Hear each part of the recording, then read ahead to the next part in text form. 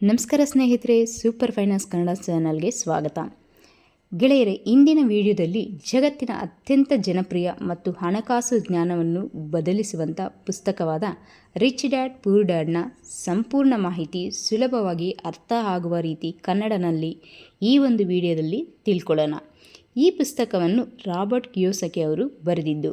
ಈ ಪುಸ್ತಕದಲ್ಲಿ ಹಣ, ಹೂಡಿಕೆ, ಆಸ್ತಿ, ಕರ್ತವ್ಯ, ಹಣಕಾಸು ಶಿಕ್ಷಣ ಇವೆಲ್ಲವನ್ನು ಅವರು ಸರಳವಾಗಿ ಕಥೆಯ ಮೂಲಕ ವಿವರಿಸಿದ್ದಾರೆ. ಚಲೋ ಶುರು ಮಾಡೋಣ. ಇದರಲ್ಲಿ ಪಾರ್ಟ್ 1 ಏನಂದರೆ, ಎರಡು ತಂದೆಯ ಕತೆ. ಅಂದರೆ ರಾಬರ್ಟ್ ಕಿಯೋಸಕಿ ಅವರಿಗೆ ಇಬ್ಬರು ತಂದೆ ಇರ್ತಾರೆ. ಪೂರ್ ಡ್ಯಾಡ್ ಅಂದರೆ ತಮ್ಮ ಒಂದು ಸ್ವಂತ ತಂದೆ. ಇವರು highly educated and government job ಕೂಡ ಇರುತ್ತೆ, ಒಂದು ಸ್ಟೇಬಲ್ ಇನ್ಕಮ್ ಇರ್ತಕ್ಕಂಥ ಒಂದು ವ್ಯಕ್ತಿ. ರಿಚ್ ಡ್ಯಾಡ್ ಅಂದರೆ ರಾಬರ್ಟ್ ಕಿಯೋಸಕಿ ಸ್ನೇಹಿತ ಮೈಕ್ನ ತಂದೆನ ಇವರು ರಿಚ್ ಡ್ಯಾಡ್ ಅಂತ ಕರೀತಾರೆ. ಈ ಒಂದು ರಿಚ್ ಡ್ಯಾಡ್ಗೆ ತುಂಬ ಕಡಿಮೆ ಒಂದು ಎಜುಕೇಷನ್ ಇರುತ್ತೆ, ಬಟ್ ಆದರೂ ಕೂಡ ಅವರ ಒಂದು ಸಕ್ಸಸ್ಫುಲ್ ಬಿಸ್ನೆಸ್ ಮ್ಯಾನ್ ಆಗಿರ್ತಾರೆ. ಸಕ್ಸಸ್ಫುಲ್ ಬಿಸ್ನೆಸ್ ಮ್ಯಾನ್ ಜೊತೆಗೆ ಅವರು ಒಂದು ದೊಡ್ಡ ಒಂದು ಫೈನಾನ್ಷಿಯಲ್ ಇನ್ವೆಸ್ಟರ್ ಕೂಡ ಆಗಿರ್ತಾರೆ. ಈ ಪುಸ್ತಕದಲ್ಲಿ ರಿಚ್ ಡ್ಯಾಡ್ ಮತ್ತು ಪೂರ್ ಡ್ಯಾಡ್ ಇವರಿಬ್ಬರೂ ಕೊಟ್ಟಿರ್ತಕ್ಕಂಥ ಹಣದ ಸಲಹೆಗಳು ಸಂಪೂರ್ಣ ಬೇರೆಯಾಗಿದ್ದವು. ಪೂರ್ ಡ್ಯಾಡ್ ಏನು ಹೇಳ್ತಾರಂದರೆ, ಶಾಲೆಗೆ ಕರೆಕ್ಟಾಗಿ ಹೋಗು, ಒಂದು ಡಿಗ್ರಿ ಪಡ್ಕೋ, ಒಂದು ಉತ್ತಮ ಮಾರ್ಕ್ಸ್ನ ಸ್ಕೋರ್ ಮಾಡು, ಒಂದು ಒಳ್ಳೆ ಜಾಬ್ನ ನೀನು ಅಚೀವ್ ಮಾಡು, ನಿಮ್ಮನ್ನ ಒಂದು ಲೈಫ್ ಸೆಟ್ಲಾಗುತ್ತೆ ಅಂತ ಪೂರ್ ಡ್ಯಾಡ್ ಹೇಳ್ತಾರೆ. ಆದರೆ ರಿಚ್ ಡ್ಯಾಡ್ ಏನು ಹೇಳ್ತಾರಂದರೆ, ಹಣಕ್ಕಾಗಿ ಕೆಲಸ ಮಾಡಬೇಡ, ಹಣ ನಿಮಗಾಗಿ ಕೆಲಸ ಮಾಡುವಂತ ಹೇಳ್ತಾರೆ.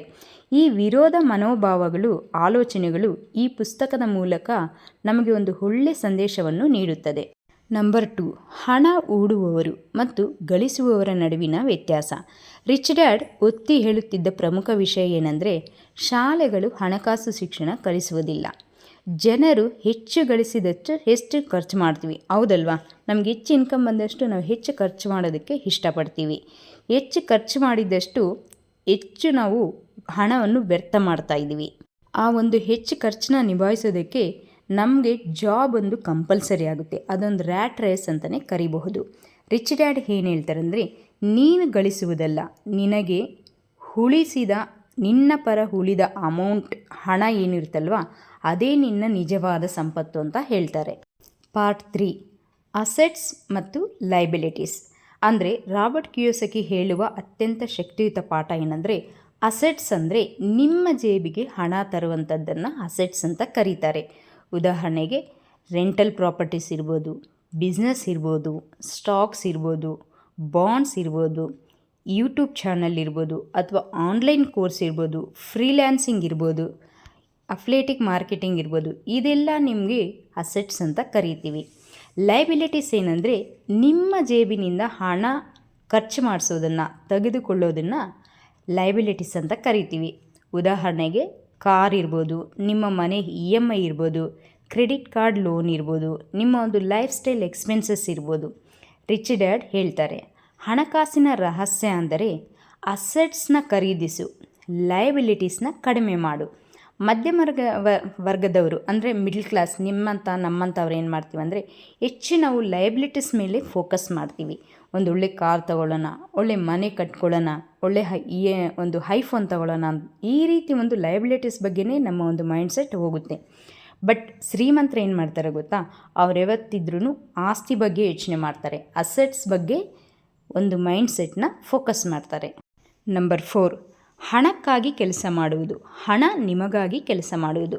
ಬಹುತೇಕ ಜನರು ಏನು ಮಾಡ್ತೀವಿ ಗೊತ್ತಾ, ಒಂದು ಒಳ್ಳೆ ಜಾಬ್ ತಗೊಳ್ತೀವಿ, ಒಂದು ಒಳ್ಳೆ ಸ್ಯಾಲ್ರಿ ಬರುತ್ತೆ, ಅದನ್ನು ಖರ್ಚು ಮಾಡೋದು ಹೆಂಗೆ, ಅದನ್ನು ಯಾವ ರೀತಿ ನಾವು ನಮ್ಮ ಲೈಫ್ ಸ್ಟೈಲ್ ಇಂಪ್ರೂವ್ ಮಾಡಬೇಕು, ಮತ್ತು ಅದನ್ನು ಲೈಫ್ ಸ್ಟೈಲ್ ಇಂಪ್ರೂವ್ ಮಾಡೋದಕ್ಕೆ ಬರ್ತಕ್ಕಂಥ ಸಂಬಳ ಸಾಕಾಗೋದಿಲ್ಲ, ಅದ್ರ ಜೊತೆಗೆ ನಾವು ಲೋನ್ ತಗೊಳ್ಳೋದು, ಕ್ರೆಡಿಟ್ ಕಾರ್ಡ್ ಮೇಲೆ ಲೋನ್ ತಗೊಳ್ಳೋದು, ಈ ರೀತಿ ಎಲ್ಲ ಮಾಡ್ತೀವಿ. ಮತ್ತು ಅದನ್ನು ತೀರಿಸ್ಬೇಕಂದ್ರೆ ಕಂಪಲ್ಸರಿ ನಮಗೊಂದು ಸ್ಟೇಬಲ್ ಇನ್ಕಮ್ ಇರಬೇಕಲ್ವ, ಆವಾಗ ಕಂಪಲ್ಸರಿ ನಮಗೆ ಜಾಬ್ ಅನ್ನೋದು ನೆಸೆಸಿಟಿ ಆಗುತ್ತೆ. ಇದೊಂದು ರ್ಯಾಟ್ ರೇಸ್ ಅಂತ ನಾನು ಅವಾಗಲೇ ಹೇಳಿದ್ನಲ್ವ, ಆ ರೀತಿ ಒಂದು ರ್ಯಾಟ್ ರೇಸಲ್ಲಿ ನೀವು ಸಿಕ್ಕಾಕೊಂಡಿದ್ದೀವಿ. ಆದರೆ ರಿಚ್ ಡ್ಯಾಡ್ ಏನು ಹೇಳ್ತಾರೆ ಗೊತ್ತಾ, ಮೊದಲು ನೀನು ಆಸ್ತಿ ನಿರ್ಮಿಸು, ಅಂದರೆ ಯಾವುದಾದ್ರೂ ಒಂದು ಅಸೆಟ್ನ ಕ್ರಿಯೇಟ್ ಮಾಡು, ನಂತರ ಆ ಆಸ್ತಿ ನಿಮಗಾಗಿ ಹಣ ಗಳಿಸೋದಕ್ಕೆ ಶುರು ಮಾಡುತ್ತೆ. ಉದ್ಯೋಗ ಯಾವತ್ತೂ ಸೇಫ್ ಇರುತ್ತೆ, ಬಟ್ ಆಸ್ತಿ ನಾವು ಕ್ರಿಯೇಟ್ ಮಾಡಿದ್ವಿ ಅಂದರೆ ಅದೊಂದು ಫ್ರೀಡಮ್. ಆಸ್ತಿ ಈಕ್ವಲ್ ಟು ಫ್ರೀಡಮ್ ಇರುತ್ತೆ. ಸಂಪತ್ತನ್ನು ಕಟ್ಟಲು ನಾವು ಯಾವುದೇ ಒಂದು ಆಸ್ತಿ ಕ್ರಿಯೇಟ್ ಮಾಡಬೇಕಂದ್ರೆ ನಾವೇನು ಮಾಡಬೇಕಂದ್ರೆ ನಮ್ಗೆ ಯಾವುದಾದ್ರೂ ಒಂದು ಸೈಡ್ ಇನ್ಕಮ್ ಇರಬೇಕು. ನಾವು ಮಾಡ್ತಕ್ಕಂಥ ಕೆಲಸದ ಜೊತೆ ನಮ್ಗೆ ಯಾವುದೇ ಒಂದು ಸೈಡ್ ಇನ್ಕಮ್ ಇರಬೇಕು, ಅಥವಾ ಒಂದು ಬಿಸ್ನೆಸ್ ಇರಬೇಕು, ಇಲ್ಲ ನಾವು ಯಾವುದಾದ್ರೂ ಒಂದು ನಮ್ಮ ಒಂದು ಅಮೌಂಟ್ನ ಇನ್ವೆಸ್ಟ್ಮೆಂಟ್ ಮಾಡಿರಬೇಕು, ಇಲ್ಲ ನಮ್ಮಲ್ಲಿ ಇರ್ತಕ್ಕಂಥ ಯಾವುದಾದ್ರೂ ಒಂದು ಸ್ಕಿಲ್ಸ್ನ ನಾವು ಇಂಪ್ರೂವ್ ಮಾಡಬೇಕು, ಸ್ಕಿಲ್ಸ್ನ ಕಲಿಬೇಕು. ನಂಬರ್ 5, ಉದ್ಯಮ ಮನೋಭಾವ. ಅಂದರೆ ಪೂರ್ ಡ್ಯಾಡ್ ಮೈಂಡ್ಸೆಟ್ ಯಾವ ರೀತಿ ಇತ್ತಂದರೆ, ಅವರ್ಯಾವತ್ತು ನನ್ನ ಬಳಿ ಸಾಕಷ್ಟು ಹಣ ಇಲ್ಲ, ನಾನು ಯಾವುದೇ ರಿಸ್ಕ್ ತಗೊಳ್ಳೋದಕ್ಕೆ ಇಷ್ಟಪಡೋದಿಲ್ಲ, ನನಗೆ ಯಾವುದೇ ರೀತಿ ರಿಸ್ಕ್ ಬೇಡ, ಮಂತ್ಲಿ ಇನ್ಕಮ್ ಬರ್ತಾಯಿದೆ, ಸ್ಟೇಬಲ್ ಇನ್ಕಮ್ ಇರ್ತಾಯಿದೆ, ಇದರಲ್ಲಿ ಹೆಂಗೋ ಅಡ್ಜಸ್ಟ್ ಮಾಡಿಕೊಂಡು ಜೀವನ ಸಾಗಿಸೋಣ, ನನಗೆ ಯಾವುದೇ ರೀತಿ ರಿಸ್ಕ್ ಬೇಡ, ನನಗೆ ಸ್ಟೇಬಲ್ ಇನ್ಕಮ್ ಏನು ಮಂತ್ಲಿ ಬರ್ತಾಯಿದೆ ಅಲ್ವಾ, ಇದು ತುಂಬ ಸುರಕ್ಷಿತ ಅಂತ ಯಾವತ್ತು ಪೂರ್ ಡ್ಯಾಡ್ ಮೈಂಡ್ಸೆಟ್ ಇತ್ತು. ಆದರೆ ರಿಚ್ ಡ್ಯಾಡ್ ಮೈಂಡ್ಸೆಟ್ ಆ ರೀತಿ ಇರಲಿಲ್ಲ. ಹಣನ ಹೇಗೆ ಹೆಚ್ಚಾಗಿ ಗಳಿಸೋದು, ಅದನ್ನು ಡಬಲ್ ಮಲ್ಟಿಪ್ಲೈ ಮಾಡೋದು ಹೇಗೆ, ಈ ರೀತಿ ಒಂದು ಮೈಂಡ್ಸೆಟ್ ರಿಚ್ ಡ್ಯಾಡ್ದು ಇತ್ತು. Risk is A part of learning ಅಂತ ರಿಚ್ ಡ್ಯಾಡ್ ಯಾವತ್ತು ಹೇಳ್ತಾರೆ. ನಿಮ್ಮ ಆದಾಯಕ್ಕೆ ಯಾವುದೇ ರೀತಿ ಲಿಮಿಟ್ಸ್ ಇಟ್ಕೋಬೇಡಿ. ಮಂತ್ಲಿ ನನಗಿಷ್ಟು ಬಂದರೆ ಸಾಕು, ಇಷ್ಟಿದ್ರೆ ಸಾಕು, ಹೆಂಗೋ ಅಡ್ಜಸ್ಟ್ ಮಾಡ್ಕೊಂಡು ಕಾಲ ತಳ್ಳೋಣ ಅಂತ ನಾವು ತುಂಬ ಜನ ಯೋಚನೆ ಮಾಡ್ತೀವಿ. ಬಟ್ ನಿಮ್ಮ ಆದಾಯಕ್ಕೆ ಯಾವುದೇ ರೀತಿ ಲಿಮಿಟ್ಸ್ ಅನ್ನೋದು ಇಡಬೇಡಿ. ರಿಚ್ ಡ್ಯಾಡ್ ಏನು ಹೇಳ್ತಾರಂದರೆ, ಆಪರ್ಚುನಿಟಿ ಎಲ್ಲರಿಗೂ ಬರುತ್ತೆ, ಬಟ್ ಅದನ್ನು ಹುಡುಕೋ ಕಣ್ಣು ನಮ್ಮದಾಗಿರಬೇಕು. ಅರ್ಥ ಆಯ್ತು ಅಂದ್ಕೊಳ್ತೀನಿ ಸ್ನೇಹಿತರೆ. ನಂಬರ್ 6, ಸ್ಕೂಲ್ ಮತ್ತು ಫೈನಾನ್ಷಿಯಲ್ ಎಜುಕೇಷನ್ ಡಿಫ್ರೆಂಟ್ ಏನು. ಸ್ಕೂಲಲ್ಲಿ ನಮಗೆ ಏನು ಕಲಿಸ್ತಾರೆ, ಇಲ್ಲಿ ಶಾಲೆಗಳಲ್ಲೆಲ್ಲ ಮ್ಯಾಥ್ಸ್, ಜಿಯೋಗ್ರಫಿ, ಹಿಸ್ಟ್ರಿ, ಸೈನ್ಸ್ ಈ ರೀತಿ ಒಂದು ಸಬ್ಜೆಕ್ಟ್ಸ್ನ ನಾವು ಹೆಚ್ಚಾಗಿ ಕಲಿತೀವಿ. ಬಟ್ ಸ್ಕೂಲಲ್ಲಿ ನಮಗೆ ಯಾವುದ್ರ ಬಗ್ಗೆ ತಿಳಿಸಲ್ಲ, ಏನು ಕಲಿಸಲ್ಲ ಗೊತ್ತಾ? ಯಾವ ರೀತಿ ನಾವು ಅರ್ನ್ ಮಾಡಬೇಕು, ನಾವು ಗಳಿಸಿರ್ತಕ್ಕಂಥ ಅಮೌಂಟ್ನ ಯಾವ ರೀತಿ ಇನ್ವೆಸ್ಟ್ಮೆಂಟ್ ಮಾಡಬೇಕು, ಮನಿನ ಯಾವ ರೀತಿ ಮ್ಯಾನೇಜ್ ಮಾಡಬೇಕು, ಟ್ಯಾಕ್ಸ್ ಯಾವ ರೀತಿ ನಾವು ಡಿಡಕ್ಷನ್ ಮಾಡಬೇಕು, ಅಥವಾ ನಾವು ಯಾವ ರೀತಿ ನಮ್ಮ ಒಂದು ಅಮೌಂಟ್ನ ಸೇವಿಂಗ್ ಮಾಡಬೇಕು, ಬಿಸ್ನೆಸ್ ಸ್ಕಿಲ್ಸ್ನ ಯಾವ ರೀತಿ ಇಂಪ್ರೂವ್ ಮಾಡಬೇಕು, ಮನಿ ಸೈಕಾಲಜಿ ಅಂದರೆ ಏನು, ಮನಿ ಬಗ್ಗೆ ಯಾವ ರೀತಿ ಒಂದು ಸೈಕಾಲಜಿ ನಾವು ಇಟ್ಕೋಬೇಕು, ಈ ರೀತಿ ಒಂದು ಫೈನಾನ್ಷಿಯಲ್ ನಾಲೆಡ್ಜ್ ಯಾವುದೇ ಒಂದು ಸ್ಕೂಲ್ ಕಾಲೇಜಲ್ಲಿ ನಮ್ಗೆ ಕಲಿಸ್ಕೊಡೋದೇ ಇಲ್ಲ. Knowledge of money equal to power ಅಂತ ರಿಚ್ ಡ್ಯಾಡ್ ಯಾವತ್ತು ಹೇಳ್ತಾರೆ. ನಂಬರ್ 7, ಭಯ, ಫಿಯರ್, ಸಂಶಯ, ಡೌಟ್, ಆಲಸ್ಯ, ಲೇಜಿ ಮೈಂಡ್ಸೆಟ್. ಜನರು ಹೂಡಿಕೆ ಮಾಡದೇ ಇರೋದಕ್ಕೆ ಪ್ರಮುಖ ಕಾರಣಗಳೇನೆಂದರೆ ಹಣ ಕಳೆದುಕೊಳ್ಳುವ ಭಯ. ನಾವು ಹಣ ಕಳ್ಕೊಳ್ತೀವೇನೋ, ನಾವು ಅಲ್ಲಿ ಇನ್ವೆಸ್ಟ್ ಮಾಡಿದ್ರೆ ನಮ್ಮ ಹಣ ಹೊರಟೋಗುತ್ತೇನೋ, ನಾವು ಯಾವುದಾದ್ರೂ ಒಂದು ಸ್ಟಾಕ್ಸ್ ಇಲ್ಲ ಬಾಂಡ್ಸ್ ಅಥವಾ ಗೋಲ್ಡ್, ಸವರೆನ್ ಗೋಲ್ಡ್ ಬಾಂಡ್ಸ್ ಈ ರೀತಿ ಯಾವುದೇ ಒಂದು ಅಸೆಟ್ಟಲ್ಲಿ ಅಮೌಂಟ್ನ ಇನ್ವೆಸ್ಟ್ ಮಾಡೋದಕ್ಕೆ ಅಥವಾ ಒಂದು ಬಿಸ್ನೆಸ್ ಮೇಲೆ ಇನ್ವೆಸ್ಟ್ ಮಾಡೋದಕ್ಕೆ ಹೆಚ್ಚಾಗಿ ಭಯ ಪಡ್ತೀವಿ. ಯಾಕಂದರೆ ಅದನ್ನು ಕಳ್ಕೊಳ್ತೀವೇನೋ ಒಂದು ಭಯ. ಯಾವುದೇ ರೀತಿ ಅಮೌಂಟ್ನ ನಾವು ಇನ್ವೆಸ್ಟ್ ಮಾಡಬೇಕಾದ್ರೆ ಅದ್ರ ಬಗ್ಗೆ ಸಂಪೂರ್ಣ ನಾಲೆಜ್ ಇದ್ದರೆ ಯಾವುದೇ ರೀತಿ ಅಮೌಂಟ್ನ ನಾವು ಕಳ್ಕೊಳ್ತೀವಿ ಅನ್ನೋ ಭಯ ಬೇಡವೇ ಬೇಡ. ಯಾವುದೇ ಅಸೆಟ್ ಇರಲಿ, ಯಾವುದೇ ಫೈನಾನ್ಷಿಯಲ್ ಇನ್ಸ್ಟ್ರೂಮೆಂಟ್ ಇರಲಿ, ತಪ್ಪದೇ ಅದ್ರ ಬಗ್ಗೆ ಸಂಪೂರ್ಣ ನಾಲೆಜ್ ತಿಳ್ಕೊಳ್ಳಿ. ಆವಾಗ ನಮಗೊಂದು ಧೈರ್ಯ ಬರುತ್ತೆ ಅಮೌಂಟ್ನ ಇನ್ವೆಸ್ಟ್ ಮಾಡೋದಕ್ಕೆ. ನನ್ನಿಂದ ಆಗೋದಿಲ್ಲ ಅನ್ನೋ ಸಂಶಯ, ನನ್ನ ಕೈಯಲ್ಲಿ ಆಗುತ್ತಾ, ಇದು ಪಾಸಿಬಲ್ ಆಗುತ್ತಾ, ನಾನು ಆ ರೀತಿ ಒಂದು ಅಮೌಂಟ್ನ ಇನ್ವೆಸ್ಟ್ ಮಾಡ್ತೀನಾ, ಅಮೌಂಟ್ನ ಸರಿಯಾಗಿ ಮ್ಯಾನೇಜ್ ಮಾಡ್ತೀನಾ ಅನ್ನೋ ಒಂದು ಸೆಲ್ಫ್ ಡೌಟ್ ನಮಗೆ ಇರುತ್ತೆ. ಮತ್ತು ಲರ್ನಿಂಗ್ಗೆ ಆಲಸ್ಯ ಅಂದರೆ ಲೇಜಿ ಮೈಂಡ್ಸೆಟ್. ಯಾವುದಾದ್ರ ಬಗ್ಗೆ ಒಂದು ತಿಳ್ಕೊಬೇಕಂದ್ರೆ, ಒಂದು ಸ್ಕಿಲ್ನ ಇಂಪ್ರೂವ್ ಮಾಡಬೇಕಂದ್ರೆ ಆಲ್ಮೋಸ್ಟ್ ನಮ್ಮ ಜನರಿಗೆ ಏನಂದರೆ ಲೇಜಿ ಮೈಂಡ್ಸೆಟ್ ಇರುತ್ತೆ. ನಾಳೆ ಮಾಡೋಣ ಬಿಡು, ನಾಳಿದ್ದು ಮಾಡೋಣ ಬಿಡು, ತಿಳ್ಕೊಳ್ಳೋಣ ಬಿಡು, ಈ ರೀತಿ ಒಂದು ಮೈಂಡ್ಸೆಟ್ ಹೆಚ್ಚಾಗಿ ನಮ್ಮಲ್ಲಿ ಇರುತ್ತೆ. ಬಟ್ ರಿಚ್ ಡ್ಯಾಡ್ ಏನು ಹೇಳ್ತಾರೆ ಗೊತ್ತಾ? ದೊಡ್ಡ ಯಶಸ್ಸು ಅಂದರೆ ದೊಡ್ಡ ತಪ್ಪುಗಳ ನಂತರ ಬರುತ್ತೆ. ಅಂದರೆ ತಪ್ಪು ಮಾಡದೆ ಯಾರೂ ಯಶಸ್ಸು ಕಂಡವರಿಲ್ಲ. ಚಿಕ್ಕ ತಪ್ಪಿರ್ಬೋದು, ದೊಡ್ಡ ತಪ್ಪಿರ್ಬೋದು, ನಾವು ತಪ್ಪು ಮಾಡೇ ಅದರಿಂದ ಕಲಿಯೋದಕ್ಕೆ ಶುರು ಮಾಡ್ತೀವಿ. ಆದರೆ ಅದರ ಒಂದು ಉದ್ದೇಶ ಏನಂದರೆ, ಅದು ತಪ್ಪೋ ಸರಿಯೋ ನೀವು ಅದ್ರ ಬಗ್ಗೆ ತಿಳ್ಕೊಂಡು ಶುರು ಮಾಡೋದಕ್ಕೆ ಸ್ಟಾರ್ಟ್ ಮಾಡಿ. ಯಾವತ್ತು ಭಯವನ್ನು ಎದುರಿಸ್ಬೇಕು.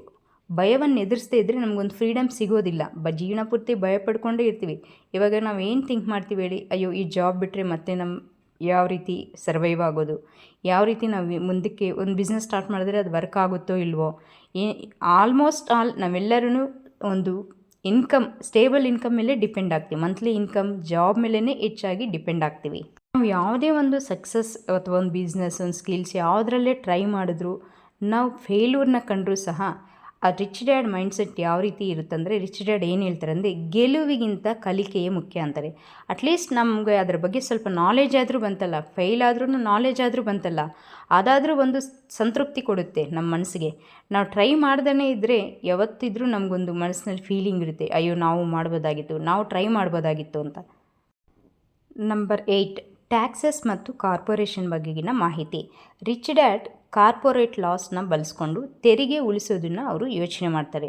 ಬಟ್ ಪೂರ್ ಡ್ಯಾಡ್ ಏನು ಮಾಡ್ತಾರಂದರೆ, ಹೈ ಸ್ಯಾಲ್ರಿ ಪಡೆದರೂ ಹೆಚ್ಚಿನ ಟ್ಯಾಕ್ಸ್ ಕಟ್ತಾ ಇರ್ತಾರೆ. ರಿಚ್ ಡ್ಯಾಡ್ ಫಾರ್ಮುಲಾ ಏನಂದರೆ, earn, invest, spend and pay tax last. But poor dad formula ಏನಿರುತ್ತಂದರೆ, earn, pay tax, spend, no investments. ಎಂಡಲ್ಲಿ ನೋ ಇನ್ವೆಸ್ಟ್ಮೆಂಟೇ ಇರೋದಿಲ್ಲ ಅವ್ರ ಹತ್ರ. ಈ ರೀತಿ ಒಂದು ಫಾರ್ಮುಲಾ ಪೂರ್ ಡ್ಯಾಡಲ್ಲಿ ಇರುತ್ತೆ. ಪಾರ್ಟ್ 9, ನಿಮ್ಮ ಹಣಕಾಸು ಯಾತ್ರೆ ಹೇಗೆ ಆರಂಭಿಸಬೇಕು ಅಂದರೆ ಪ್ರಾಕ್ಟಿಕಲ್ ಕೆಲವು ಟಿಪ್ಸ್ ಇದೆ. ಇವು ರಿಚ್ ಡ್ಯಾಡ್ ಮತ್ತು ಪೂರ್ ಡ್ಯಾಡ್ ನೀಡುವ ಪ್ರಾಕ್ಟಿಕಲ್ ಯೂಸ್ಫುಲ್ ಸಲಹೆಗಳು. ಫಸ್ಟ್ ಒನ್, ಎಕ್ಸ್ಪೆನ್ಸಸ್ ಕಡಿಮೆ ಮಾಡಿ. ಲೈಫ್ ಸ್ಟೈಲ್ಗೆ ಹಣ ಹಾಕಬೇಡಿ. ಮೊದಲಿಗೆ ಅಸೆಟ್ಸ್ನ ಬಿಲ್ಡ್ ಮಾಡಿ ಶುರು ಮಾಡಿ. Land, rental property, mutual funds, stocks, business, digital assets, ಈ ರೀತಿ ಇದನ್ನು ಇನ್ವೆಸ್ಟ್ ಮಾಡಿ. ಸ್ಕಿಲ್ನ ಡೆವಲಪ್ಮೆಂಟ್ ಮಾಡಿ. ಸೇಲ್ಸ್, ಕಮ್ಯುನಿಕೇಷನ್ ಇರ್ಬೋದು, ಮಾರ್ಕೆಟಿಂಗ್ ಇರ್ಬೋದು, ಡಿಜಿಟಲ್ ಸ್ಕಿಲ್ಸ್ ಇರ್ಬೋದು, ಇವು ಹಣ ತರ್ತಾನೆ ಇರುತ್ತೆ ನಿಮಗೆ. ಮತ್ತು ಫೈನಾನ್ಷಿಯಲ್ ಸ್ಟೇಟ್ಮೆಂಟ್ಸ್ನ ಓದೋದಕ್ಕೆ ಶುರು ಮಾಡಿ. ಫೈನಾನ್ಷಿಯಲ್ ಸ್ಟೇಟ್ಮೆಂಟ್ಸ್ನ ತಿಳ್ಕೊಳ್ಳೋದಕ್ಕೆ ಶುರು ಮಾಡಿ. ಇನ್ಕಮ್ ಸ್ಟೇಟ್ಮೆಂಟ್ ಏನಿದೆ, ಬ್ಯಾಲೆನ್ಸ್ ಶೀಟ್ ಏನಿದೆ, ಈ ರೀತಿ ತಿಳ್ಕೊಳ್ಳೋದಕ್ಕೆ ಶುರು ಮಾಡಿ.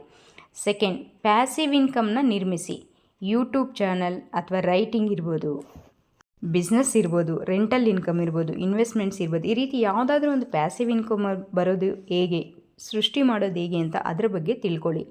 ಸ್ಮಾರ್ಟ್ಸ್ ರಿಸ್ಕ್ನ ತಗೊಳ್ಳಿ. ಫೇಲ್ಯೂರ್ ಅಂದರೆ ಪಾಠ. ಸ್ಮಾರ್ಟಾಗಿ ರಿಸ್ಕ್ನ ತಗೊಳ್ಳೋದಕ್ಕೆ ಶುರು ಮಾಡಿ.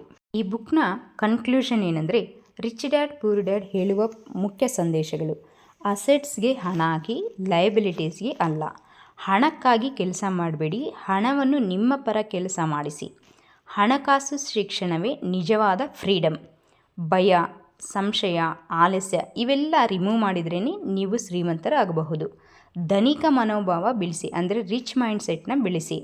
ಆಪರ್ಚುನಿಟೀಸ್ ಎಲ್ಲೆಡೆ ಇವೆ, ಹುಡುಕಿದರೆ ಸಿಗುತ್ತೆ ಅಷ್ಟೇ. ನೀವು ಹಣಕಾಸು ಸ್ವಾತಂತ್ರ್ಯ ಬಯಸಿದರೆ ಈ ಪುಸ್ತಕದ ಪಾಠಗಳನ್ನು ದಿನನಿತ್ಯದಲ್ಲಿ ಅಳವಡಿಸಿಕೊಳ್ಳಿ. ಓಕೆ ಸ್ನೇಹಿತರೆ, ಈ ವಿಡಿಯೋ ಪೂರ್ತಿ ನೋಡಿದ್ರಲ್ವ? ನಿಮಗೆ ಒಂದು ಇಷ್ಟವಾದಂಥ ಒಂದು ಪಾಯಿಂಟ್ ಏನಿದೆ ಅದನ್ನು ಕಮೆಂಟ್ ಮೂಲಕ ತಿಳಿಸ್ಕೊಡಿ.